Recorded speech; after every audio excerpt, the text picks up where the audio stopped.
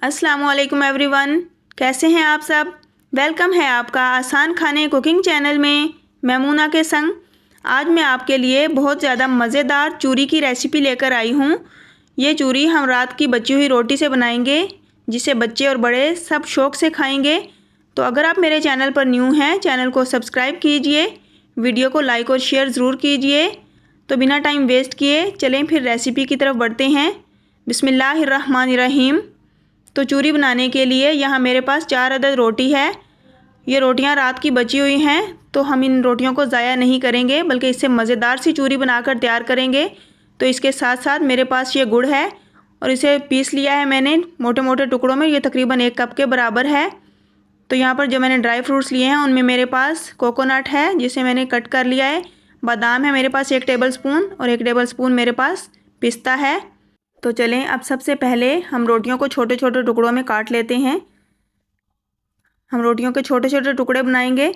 यहाँ पर आपने इसको बहुत ज़्यादा बारीक चूरा करना है, जिससे हमारी चूरी बहुत ज़्यादा मज़ेदार बनेगी। ये चूरी आप बनाकर अपने बच्चों को दें तो इंशाल्लाह बच्चे बहुत ज़्यादा खुश होकर खाते हैं। रात की बची हुई रोटी को आप ज़ाया नहीं करें, बल्कि इसे सुबह नाश्ते में बनाकर अपने बच्चों को खिलाएं।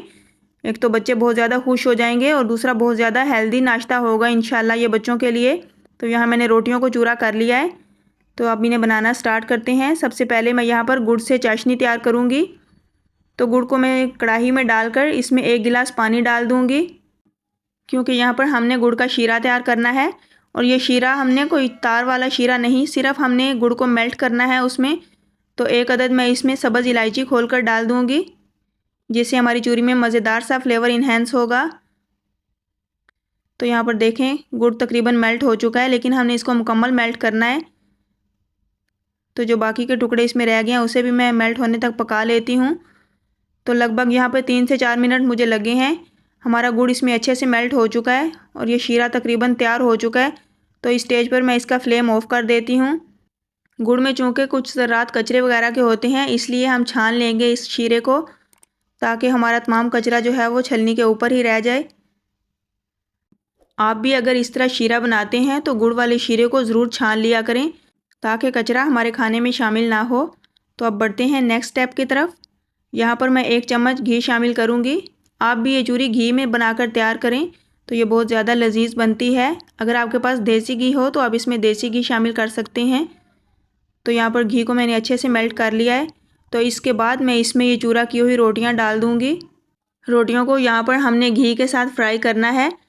घी में हम इसको उलट पलट करते हुए फ्राई करते जाएंगे, जब तक कि हमारी रोटियाँ अच्छे से क्रिस्पी ना हो जाएं।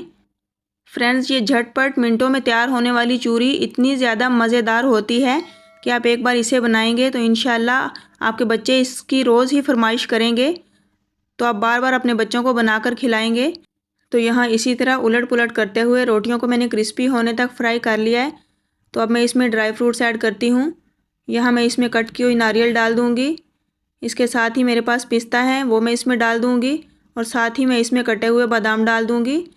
और इनको भी तकरीबन 2 से 3 मिनट के लिए इसके साथ फ्राई कर लूँगी, ताकि हमारे ड्राई फ्रूट्स का भी कच्चापन ख़त्म हो जाए और इनमें भी एक मज़ेदार सा फ्लेवर इन्हेंस हो जाए। तो यहाँ पर लगभग मुझे 4 से 5 मिनट लगे हैं और हमारी रोटियाँ अच्छे से क्रिस्पी हो चुकी हैं। तो अब इस स्टेज पर मैं इसमें पका के रखा हुआ शीरा डाल दूँगी। शीरे को बहुत जल्द रोटियाँ अब्ज़ॉर्ब कर लेती हैं, तो इसलिए हमने इसको फ़ौरन से फ़ौरन हिलाना है और तमाम रोटियों को इसके साथ अच्छे से मिक्स करना है, ताकि मीठे की मिकदार अच्छे से हमारी रोटियों में अब्ज़ॉर्ब हो और हमारी मज़ेदार सी मीठी मीठी चूरी तैयार हो। तो बस इसी तरह हमने इसको हिलाते हुए शीरे के साथ रोटियों को कोट करते जाना है। तो बस हमारी मज़ेदार सी चूरी तैयार हो चुकी है। अब इसकी फ्लेम हम ऑफ़ करते हैं। तो चलते हैं इसकी फ़ाइनल लुक की तरफ। तो ये देखें, अल्हम्दुलिल्लाह बहुत ज़्यादा मज़ेदार, बहुत ज़्यादा लजीज मीठी मीठी चूरी, दिलों को खुश कर देने वाली चूरी बनकर तैयार हो चुकी है। तो आप भी इसको एक बार बनाकर ज़रूर इंजॉय करें। इंशाल्लाह ये रेसिपी आपको बहुत ज़्यादा पसंद आएगी। तो अब जब भी आपका मीठा खाने का दिल करे, अगर घर में कोई चीज़ मौजूद नहीं, तो आप घर में पड़ी रोटियों से ही ये मज़ेदार सी चूरी तैयार करें। इंशाल्लाह इसे खाकर आपका दिल बाग बाग हो जाएगा। तो होप सो आपको मेरी ये रेसिपी ज़रूर पसंद आई होगी। मिलती हूँ नेक्स्ट एक मज़ेदार रेसिपी के साथ। मुझे अपनी दुआओं में याद रखिए। अल्लाह हाफिज़।